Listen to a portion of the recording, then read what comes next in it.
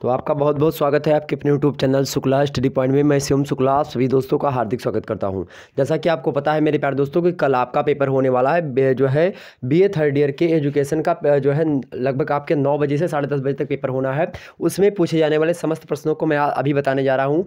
विभिन्न छात्र छात्राओं का फ़ोन मेरे पास लगातार आ रहा है इस समय और बहुत ज़्यादा लोगों का फ़ोन आया। बहुत सारे व्हाट्सएप SMS और चैट सेक्शन मतलब जब मैं कमेंट सेक्शन ओपन किया अपना, इतने जो है SMS पड़े होते कि सर जल्दी से इसके अति लघुत्तरीय लघुत्तरीय दीर्घोत्तरीय प्रश्नों को विस्तार से आप बता मतलब विस्तार से नहीं, बस केवल प्रश्नों को आप बता दीजिए और कैसे प्रश्न आएंगे, क्योंकि आपके बताए हुए सारे के सारे प्रश्न जो है एग्जाम्स में आते ही हैं। पेपर 1 समझ आपने बताया था सबका सब आया, ऐसे कमेंट्स से लोगों के और ऐसे लोग कह रहे थे। तो हमने सोचा क्यों ना बना दिया जाए भाई। अगर मेरे पास वैसी टेक्निक है, मेरे पास ऐसी तकनीकी आपके पास अवेलेबल है, अगर मेरे पास पिछले 5-6 वर्षों 7 वर्षों के पेपर्स अगर अवेलेबल हैं, मैं देखता हूँ उनमें किसने जो है कौन कौन से प्रश्न लगातार पूछे आ रहे हैं, उनको समाहित करने का प्रयास करता हूँ। तो अगर ऐसे में आपके परीक्षा में फंसे जा रहे हैं प्रश्न तो बहुत ही अच्छी बात है। तो इसी श्रृंखला में आपके सामने आ चुका हूं मेरे प्यारे दोस्तों बीए तृतीय वर्ष का पेपर लेकर के। बीए तृतीय वर्ष का जो पेपर 1 नहीं मेरे प्यारे दोस्तों, पेपर 1 नहीं है या पेपर 3 है, ध्यान रखेंगे पेपर 3 का 1 है या ओके, पेपर 3 का 1 है, ध्यान रखेंगे। इसमें जो पेपर 1 ये गलत लिख गया है यहाँ पर, इसके लिए माफ़ी चाहेंगे। पेपर 1 जो यहाँ पर लिख गए गलत लिख गया, पेपर 3 है या पेपर 3 मेरे प्यारे दोस्तों, ध्यान रखेंगे पेपर 3 का 1।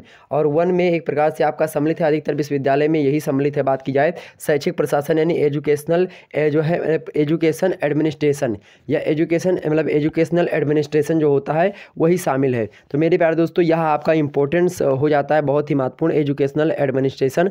दूसरा आपका है टेस्ट इन एजुकेशन, दूसरा पेपर का क्या नाम है, टेस्ट इन एजुकेशन। तो उसको भी किसी दिन आपको बताने का प्रयास कर दूंगा कि आखिरकार जो बी वाला सेक्शन होता है 3 का वह किस किस में होता है, उसको भी बता देंगे। लेकिन ज़्यादातर यही है और यही लोगों ने बताया कि सर इसी पर वीडियो बना दीजिए, मोस्ट इंपॉर्टेंट प्रोसेस में शामिल करेंगे। उससे पहले आपको थोड़ा और बता दूं मेरे प्यारे दोस्तों कि इससे पहले आपने देखा होगा मेरे प्यारे दोस्तों कि अर्थशास्त्र इकोनॉमिक्स बीए तृतीय वर्ष का 3 मतलब कि का मात्रात्मक विधि वाला पेपर अपलोड हो चुका है। इससे आने वाले समस्त महत्वपूर्ण प्रश्नों को हमने बता दिया है जो कल की परीक्षा में आपका होने वाला है 3 से 4 बजे वाले सिस्टम में।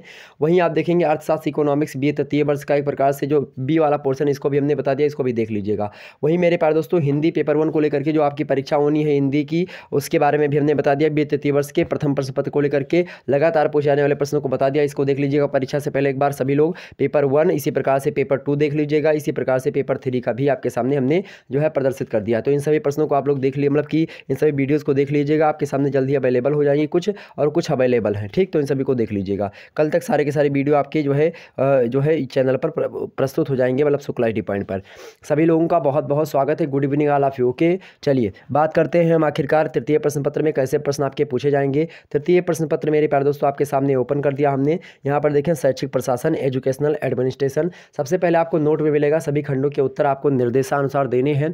ये सभी लोग आप जानते हैं और पेपर पैटर्न भी आप लोग समझ चुके होंगे। सभी लोग 1.5 घंटे की परीक्षा होती है, 50 शब्दों में लिखना होता है अति लघुत्तरीय को, 200 शब्दों में लघुत्तरीय को और 500 शब्दों में आपको दीर्घोत्तरीय को लिखना होता है। अब आपको अति लघुत्तरीय की संख्या बता दूं तो 5 लिखने के लिए होती है और लघुत्तरीय की 2 संख्या आती है लिखने के लिए और दीर्घोत्तरीय की मेरे प्यारे दोस्तों बात की जाए तो 1 आती है। विभिन्न यूनिवर्सिटीज़ में अलग अलग पेपर पैटर्न होता है, उसको लेकर के लगातार मेरे पास पेपर आ रहे हैं। मैं विभिन्न यूनिवर्सिटीज़ का पेपर आपके सामने प्रस्तुत कर रहा हूँ, उसको आप देख लीजिए, आपको पैटर्न समझ में आ जाएगा किस विद्यालय का क्या पैटर्न होता है, ठीक। तो चलिए यहाँ पर जिस विश्वविद्यालय का पैटर्न यहाँ है इसके हिसाब से समझते हैं हम। खंड आ देखिए, यहाँ पर लिखा रहेगा किन्हीं 5 प्रश्नों के उत्तर दीजिए, प्रत्येक प्रश्न का उत्तर लगभग 50 शब्दों में आपका होना चाहिए। आपसे ऐसे कुछ प्रश्न पूछेगा, यहाँ पर समझने का प्रयास करेंगे। पहला इंपॉर्टेंट प्रश्न आपके लिए है शैक्षिक प्रशासन, पढ़ लीजिएगा। आपसे पूछा जाएगा शैक्षिक प्रशासन का अर्थ क्या है। शैक्षिक प्रशासन सीधे सीधे आपको लिखा मिलेगा, अंग्रेजी में एजुकेशनल आपको मिलेगा एडमिनिस्ट्रेशन, बस इतना लिखा मिलेगा आपको, 50 शब्दों में इसके लिखना है। या फिर आपसे पूछ सकते हैं शैक्षिक प्रशासन का आशय बताइए, शैक्षिक प्रशासन का क्या अर्थ होता है या बताइए, तो इस प्रश्न को पढ़ लीजिएगा।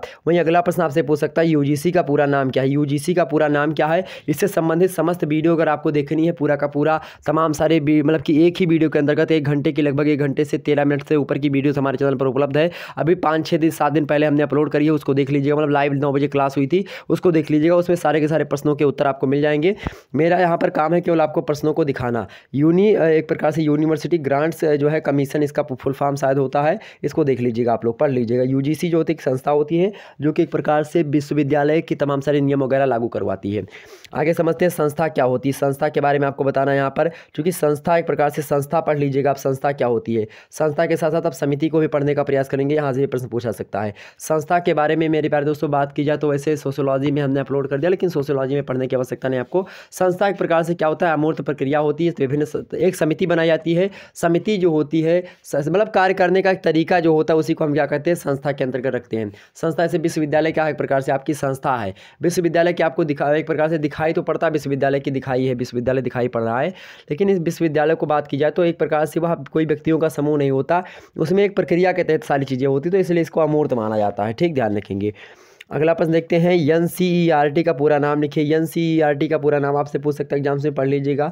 अगला प्रश्न है आपका, इस सभी को हमने बता दिया उस वीडियो में, उसको देख लीजिए। NCERT के बारे में विस्तार समझाया है। इग्नू के कार्यों को लिखिए। इग्नू का क्या कार्य है, इग्नू जो एक प्रकार से विश्वविद्यालय ही है एक, तो इग्नू का क्या कार्य है इसके बारे में बताने का प्रयास करें आप सभी लोग। अगला प्रश्न है आपसे पूछ सकता है, विश्वविद्यालयों के कितने प्रकार होते हैं, इसको बारे में भी आप पढ़ लीजिएगा।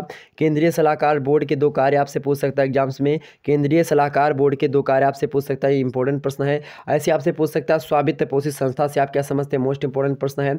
अगला प्रश्न, पिछले आप वर्ष आपके पेपर देखेंगे तो लगभग यहीं से प्रश्न आपके अधिकतर पूछे गए हैं, तो इन प्रश्नों को हमने शामिल किया। अगला प्रश्न देखेंगे, MHRD का पूरा नाम क्या है। MHRD का पूरा नाम क्या है, मोस्ट इंपोर्टेंट है, इसका सभी की व्याख्या पूरी हमने बता दी है। तो आप जितने भी जो है जितने भी मेरे प्यारे दोस्तों बात की जाए फुल फॉर्म वाले हैं, शुरुआत में हमने सबके बारे में आपको विस्तार से बता दिया है, उस वीडियो को देख लीजिएगा, तो यहाँ से प्रश्न आपके तय हैं आना। वहीं आगे देखेंगे, विश्वविद्यालयों की स्वायत्तता क्या होती है, उसके बारे में आप पढ़ लीजिएगा। तो 10% में से आपसे दिए जाएंगे और 5 ही करने होंगे। खंडवा देखते हैं।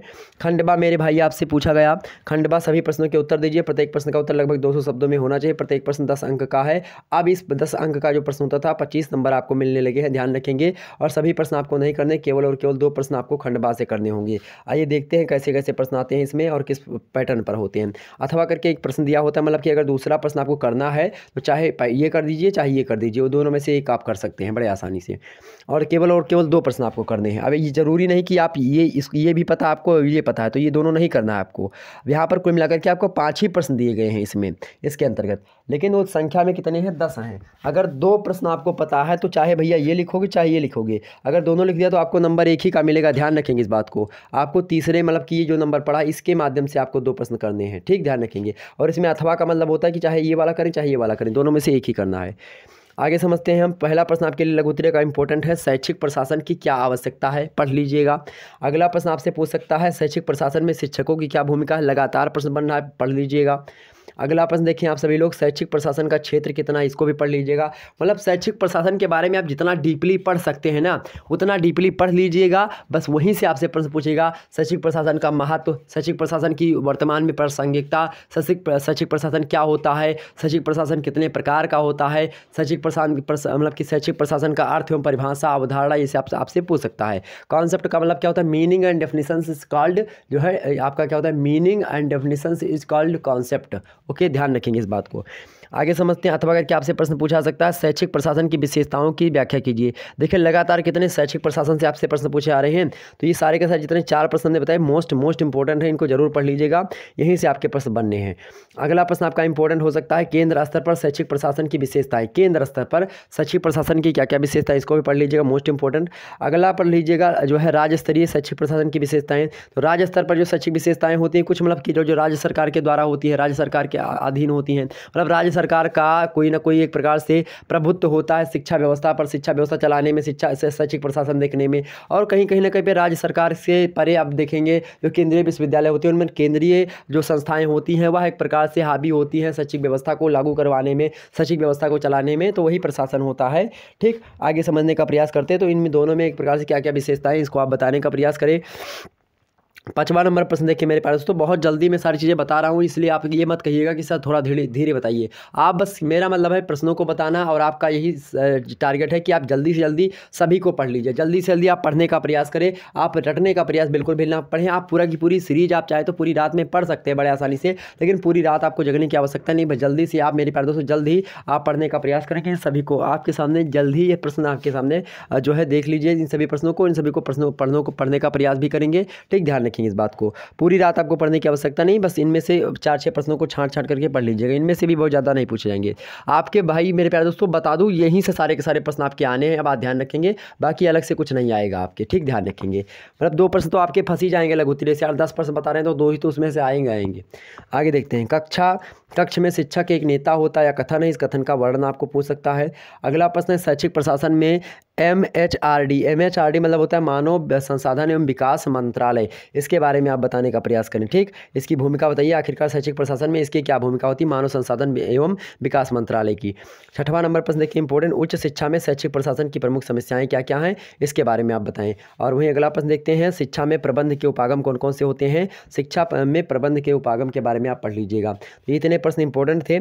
आगे समझते हैं आपके एग्जाम्स में ऐसे आपका पैटर्न होगा पेपर का, ध्यान रखेंगे। खंड 7 देखेंगे, ऐसे प्रश्न आपसे पूछे जाएंगे, नोट लिखा रहेगा, किन्हीं एक प्रश्न के उत्तर दीजिए और मतलब कि उसमें से कि जो प्रश्न का उत्तर देंगे आप उसको कितने लगभग 5 शब्दों में लिखें, और प्रत्येक प्रश्न का जो 15 अंक पहले मिलता था आपको कितने मिलेंगे भाई, 30 नंबर आपको मिलेंगे, ठीक, ध्यान रखेंगे इस बात को।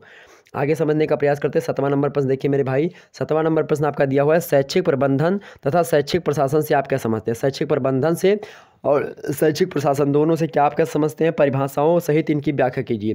तो भाई शैक्षिक प्रबंधन की परिभाषा से आप पहले क्या समझते हैं इसको बताएं, उसके बाद में आप ये जब भी आपका ऐसा प्रश्न पूछा जाए कि शैक्षिक प्रबंधन से आप क्या समझते हैं या शैक्षिक प्रशासन से आप क्या समझते हैं, तो ज़रूर आप वहाँ पर लिखने का प्रयास करें, शैक्षिक प्रशासन से हमारा तात्पर्य या मेरा तात्पर्य, ऐसे लिखेंगे। शैक्षिक प्रशासन से हमारा तात्पर्य यह है कि जिस ऐसी व्यवस्था किसी संस्था या राज्य स्तरीय या फिर केंद्र स्तरीय संस्था के द्वारा किसी राज्य की या फिर किसी देश की मतलब कि शिक्षा व्यवस्था पर तमाम प्रकार के नियम बनाना, शिक्षा व्यवस्था को लागू करवाना, पाठ्यक्रम निर्धारण करना या इसी प्रकार से तमाम सारी चीज़ें करना जो कि शिक्षा से संबंधित होती हैं, इससे हमारा मतलब होता है, ठीक। अतः एक प्रकार से शैक्षिक प्रशासन जो होता है क्या होता है, शिक्षा के क्षेत्र में किया गया एक प्रकार से जो है अहम कदम होता है। आप इसी प्रकार से बना करके आसानी से सारे मुद्दे क्लियर कर सकते हैं। शैक्षिक प्रशासन से संबंधित एक प्रकार से वह वीडियो आप देख लीजिएगा, तमाम सारे डाउट्स आपके क्लियर हो जाएंगे। आगे समझते हैं, अगला प्रश्न आपसे इंपॉर्टेंट पूछ सकता है, शैक्षिक प्रशासन की समस्याएं क्या क्या हैं, मतलब कि उसके बारे में बताएं और इसके समाधान हम कैसे कर सकते हैं उसकी व्याख्या आपसे पूछ सकता है। तो भाई समस्या आपको बतानी है, तो समस्या के बाद में आप बैचलर हैं और 3rd ईयर में पहुंचे हैं तो आप समस्या का निदान कैसे करेंगे यह भी आपको पता होनी चाहिए, तो यह भी आपसे पूछा जा सकता है। अगला प्रश्न 9वां नंबर प्रश्न देखेंगे, आपसे पूछा जा सकता है कि केंद्र में शैक्षिक प्रशासन की संरचना का विस्तृत वर्णन कीजिए। नेक्स्ट प्रश्न वही आपसे बन सकता है कि उच्च शिक्षा की गुणवत्ता के विकास में UGC की क्या भूमिका होती है, इसको बताएं। तो ये तमाम सारे प्रश्न आपसे पूछा जा सकते हैं, बहुत ही महत्वपूर्ण प्रश्न थे जो कि हमने आपको बताया मेरे प्यारे दोस्तों। तो ध्यान रखेंगे, सारे के सारे प्रश्न आप जरूर पढ़ लीजिएगा, एग्जाम से बनेंगे। वहीं ये तमाम सारे जो इकोनॉमिक्स का और हिंदी का पेपर अपलोडेड मतलब कि जल्दी हो जाएंगे, इनको देखने का आप लोग प्रयास करेंगे, ठीक। मिलते हैं नेक्स्ट वीडियो में, तब तक के लिए जय हिंद जय भारत।